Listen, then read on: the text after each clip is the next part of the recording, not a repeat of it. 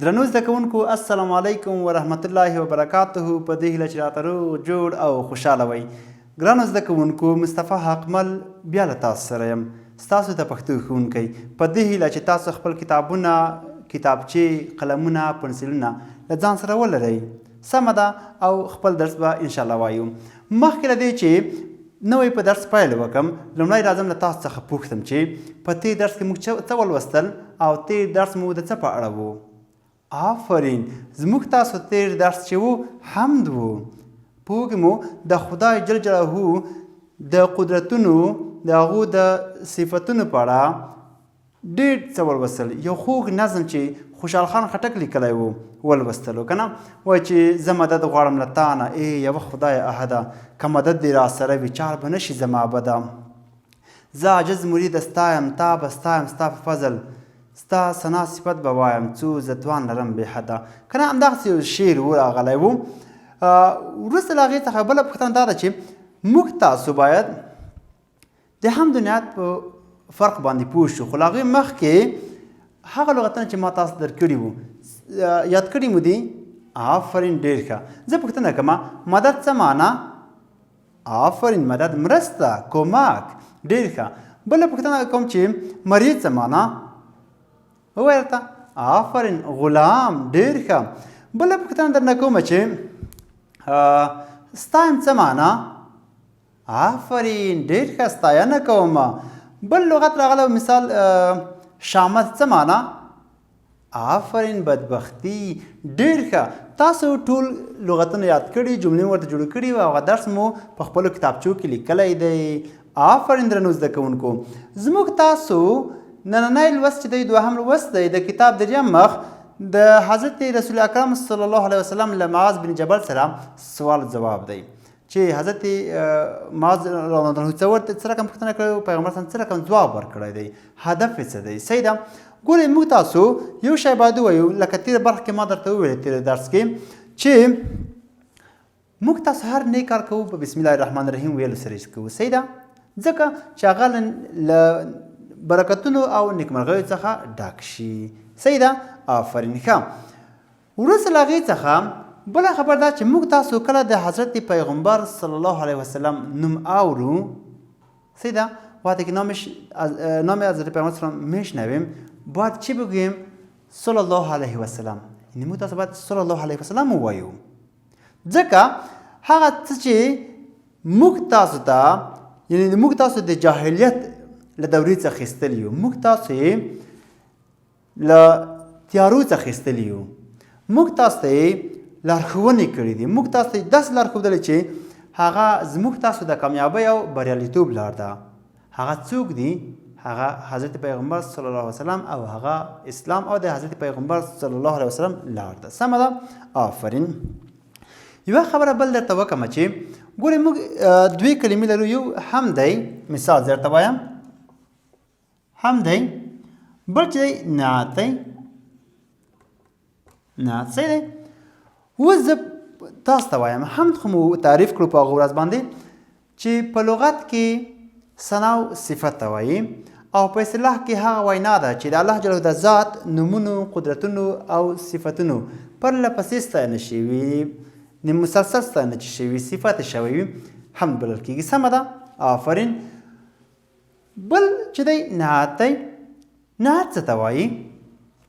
آفرین، ډېر ښه. نعت چې دی ګورئ په لغت کې نیکې او غوره وینا ته وایي. کومې وینا ته؟ نیکې او غوره وینا ته وایي. او په اصطلاح کې هغه وینا نظم وي که نثر چې په هغې کې د حضرت پیغمبر صلی الله علیه وسلم د شخصیت، د هغو د نومونو، د هغو د کړنو، د هغو د رفتار او رویې او د هغو د ارشاداتو ستاینه شوي وي، نعت بلل کېږي. د هغو دغو منطقې د ځای ستاینه شوي وي، نعت بلل کېږي. پوه شوئ؟ اوس د نعت او هم ترمنځ فرق په څه کې دی؟ ګورئ د نعت او هم ترمنځ فرق په دې کې دی چې هم چې دی د خدای جل جلاله ستاینه ده او نعت چې دی د حضرت پیغمبر صلی الله علیه وسلم ستاینه او صفات دی. سمه ده. آفرین ګرانو زده کوونکو. ښه، دلته ګورئ دغه درس دی موخه څه دی دغه درس هدف څه دی صحیح ده وایي د متن لوستل او لیکل موږ تاسو باید دغه متن صحیح ولولو صحیح بخوانیم و صحیح نوشته کنیم موږ تاسو باید متن صحیح ولولو او صحیح ولیکو ځکه کوم څه چې موږ تاسو ډېر لیکو په هغو مو ګوتې عادت کیږي که نه کوم څه چې موږ تاسو ډېر لیکو له هغو سره اشنا کیږو کوم څه چې موږ تاسو ډېر لولو ډېر مطالعه کوو نو موږ تاسو د هغو سره صوتي غړي ټول لکه خوله ستونی مرۍ شونډې وری غاښونه ژبه تالو ټول د دې سره عادت کیږي هغه ورته اشنا کیږي کله چې اشنا شول کله چې ورسره عادت شول نو بیا به څنګه وي نو بیا به هغه موږ ته ډېر ساده او اسانه وي ګورئ د هغو لیکل د هغو ویل د هغو لوستل موږ ته ډېر ساده وي ګورئ سمه ده آفرین درنو زده کوونکو ښه بل څه ویلي د حضرت محمد صلی الله علیه وسلم د لوړو لارښوونو یعنې ارشاداتو په هکله معلومات پیدا کول ګورئ موږ تاسو یو څه وایو چې حدیث شریف ګورئ دلته ما یو عکس راوړی تاسو ته حدیث شریف حدیث سره لیکل کېږي ګورئ زه ترتیب مخ درته لیکم چې ګورئ ح ده ګورئ دا ح ده صحیح ده دري کې هم شته عربي کې هم شته دال دی صحیح دی یا ده او سی ده سی ده صحیح دی پوه شوئ په ګورئ ح دال یا سی ګورئ که چېرې موږ تاسو دا لیکو د ح بیا دا رقم نه لیکل کېږي په لیکنه ګورئ ح مو ولیکله داسې نیمه ح راځي صحیح دی دال ورسره یو ځای کېږي ګورئ دال یا راځي یا داسې نیمه راځي چې ورسره یو ځای کېږي سی ورسره یو ځای کېږي چې سره کېږي حدیث لیکل کېږي ګورئ اوس یې چې ولیکمه حدیث پوه شوئ په دو رقم لیکل کېږي سمه ده آفرین درنو زده کوونکو ښه نو موږ تاسو حدیث شریف چې کله وایو ګورئ یعنې هغه څه چې پیغمبر صلی الله علیه وسلم ویلي دي که نه بیا نورو صحابه کرامو له هغو څخه نقل کړي دي مثال پیغمبر سلام ویلي دي هغه څوک چې د کشرانو شفقت او د لویانو احترام نه کوي درناوی نه کوي له موږ څخه نه دی ګوره حدیث شریف شو صحیح دی و دا حدیث شریف مثال چې یو څوک نقل کوي بیا کتابو کې لیکي د احادیث کتابو کې لیکي وروسته هغو څخه هغه څنګه دی موږ ته رسېږي او موږ په هغو باندې عمل کوو او د هغو عمل چې دی یعنې موږ داسې لپاره ضرور ده چې باید په هغو باندې عمل وکړو سمه ده آفرین ګورئ لکه مثال موږ تاسو ځکه په هغو عمل کوو چې موږ تاسو په حضرت پیغمبر صلی الله علیه وسلم باندې ایمان راوړی چې دا د الله جل جلاله بنده او رسول دی نو چې بنده او رسول شو موږ تاسو باید د هغو ټولې خبرې عملي کو ویې منو داسې ونه کړو چې یوه خبرې منو لاس یې پرېږدو بله یې منو نور یې پرېږدو نه څه چې هغو ویلي دي څه چې هغو کړي دي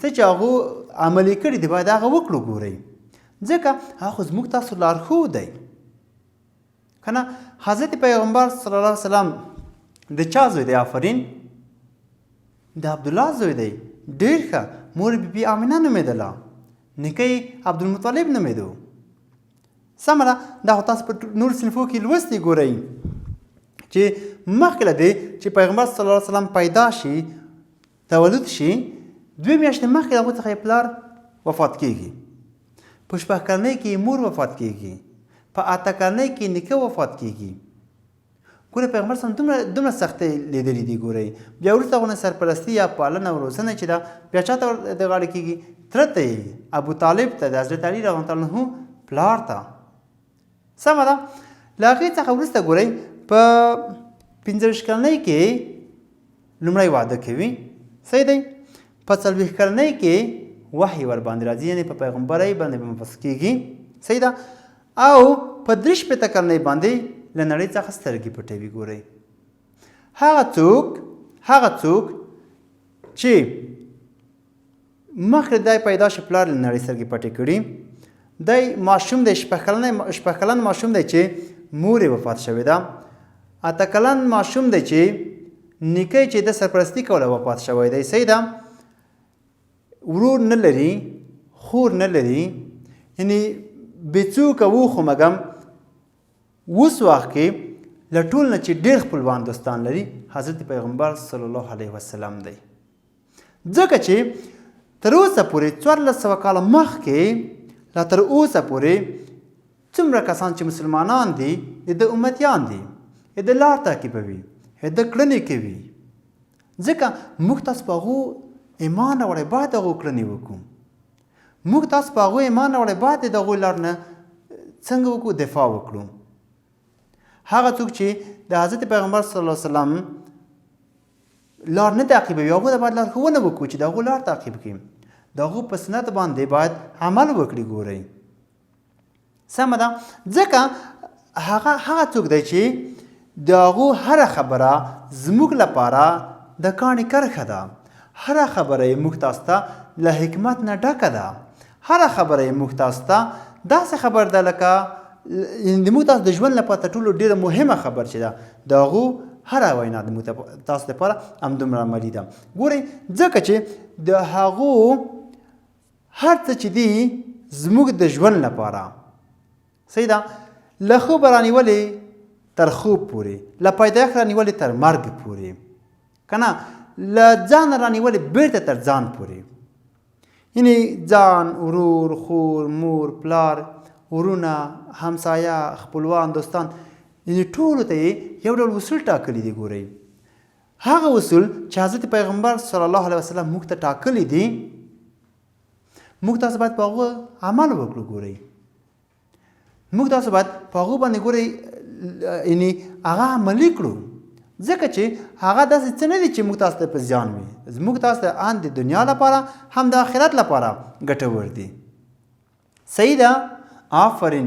نو موږ تاسو ته پکار ده چې د حضرت پیغمبر صلی الله علیه وسلم لار عملي کړو، د هغو په لار باندې لاړ شو، د هغو سنت عملي کړو، او هغه څه چې پیغمبر صلی الله علیه وسلم ویلي چې وی کړئ هغه باید وکړو، له څه چې منع کړې ده هغه باید ونه کړو. سمه ده. آفرین درنو زده کوونکو. بل ساعت کې بلخیره سره همدغه درس وایو، تشریح کوو به او همدغسې به مخته ځو. سمه ده. تر بیا ورې په خدای سپارم. ښې چارې بریالي اوسئ.